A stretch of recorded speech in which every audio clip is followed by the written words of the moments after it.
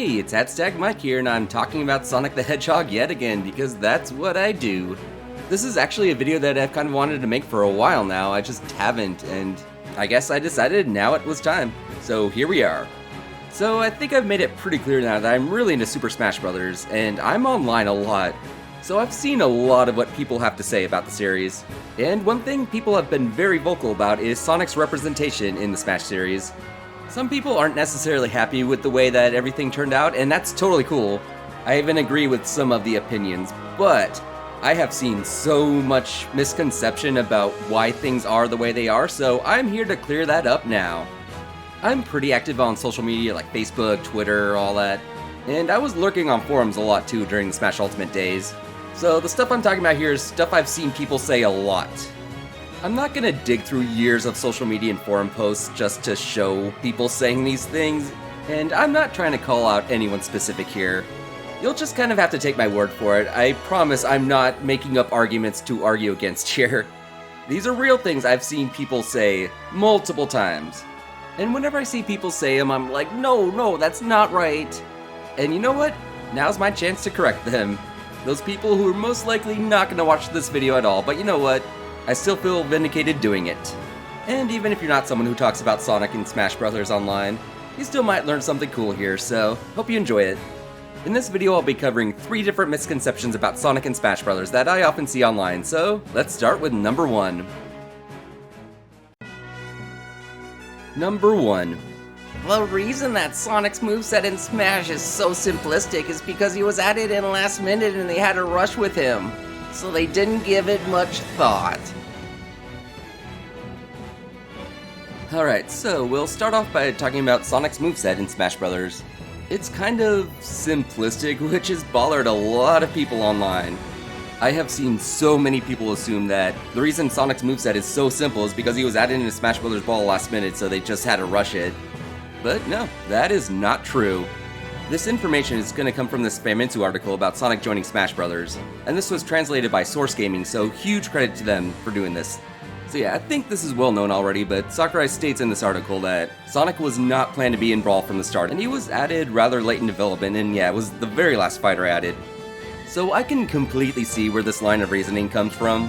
He's being added in last minute, they have to rush it a bit maybe, and you know, don't make his moveset as complex as other fighters maybe? I get it. But there's an interesting part in that article right here, where he was talking about how Sonic should feel, and he says, "After thinking about it for a while, I decided to utilize the first version of Sonic, the one from Sega Genesis. The first Sonic the Hedgehog is a game that can be played with one button. Even though it's simple, it still feels invigorating." And then he goes on to say, "So, controlling Sonic has to be simple. That's why his attacks became the way they are. Since he's from Sega, I decided to make his neutral combo Punch Punch Kick. I didn't forget to make him fun to play." Also worth noting is that the part where he says, since he's from Sega, I decided to make a Punch Punch Kick, is a reference to Virtual Fighter, which I think is awesome. So there you go. Sonic's moveset being simplistic was an intentional, conscious decision, because Sakurai was playing the original classic Sonic games, where you only use one button, and he appreciated the simplicity of it. So we wanted to make Sonic and Smash Bros. Kind of capture that simplistic feel where, all the buttons you do kind of do different spin attacks. You can disagree with his reasoning all you want, but this was not done because it was a rush job. And again, hate this moveset all you want. I just don't want people thinking that there wasn't any thought put into it, because there was. I'll go ahead and say that I actually like Sonic's moveset. I wouldn't say it's perfect, but I like it. And yeah, that puts me in the minority on the internet, I realize that. But hey, opinions are opinions. You've got yours and I'll have mine. Number 2. There's only one Sonic remix in Smash Bros. Because Sakurai and the Smash team hate Sonic music and they don't want to do any more remixes from that series. Alright, let's talk about the Sonic music in Smash Bros. For a minute, because yeah, it is weird that throughout 3 different Smash Bros. Games now, there's only ever been one Sonic remix. But it's always people coming to the conclusion that Sakurai and his team just hate Sonic music and they don't want to touch it. And no, I don't think that's the case here. And believe me, I would have loved to get more Sonic remixes in Smash Bros. Like, holy crap. Just the thought of remixes of like Hydro City, Chemical Plant, Speed Highway, and Smash Bros. Oh, yeah, it sucks we didn't get stuff like that. But with that out of the way, I don't think we should be putting the blame on the Smash development team here. This seems to be a weird thing with just Sega and their music. The one Sonic remix we did get in Smash, which is Angel Island Zone, is just really awesome, and yeah, I would love more stuff like that. But if you go into the sound test and look at the info for that one, you'll notice that Sega completely owns this remix. Which is really weird because if you look at the info for any other remix, whether it's first party or third party or whatever, you'll notice that Nintendo has the arrangement copyright.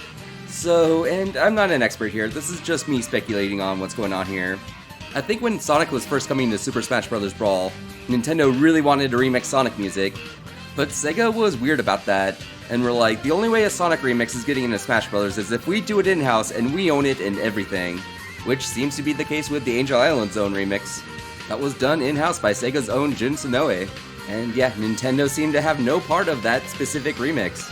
That song was even a part of the Sonic album True Blue, which was released later on, and even in future games like Mario and Sonic at the Olympic Games and Sonic Origins, which further proves that, yeah, Sega owns this remix completely, regardless of whether it's in Smash Bros. Or not. But anyway, I think where this whole the Smash team hates Sonic music thing comes from is when Smash Bros. Ultimate was coming out, and Sakurai said himself that he let the composers choose pretty much any song they wanted to remix. Thanks again to Source Gaming for translating this article. Yeah, he had a database of thousands of songs from all the series in Smash Bros. And shared it with the composers, and they chose the songs from there.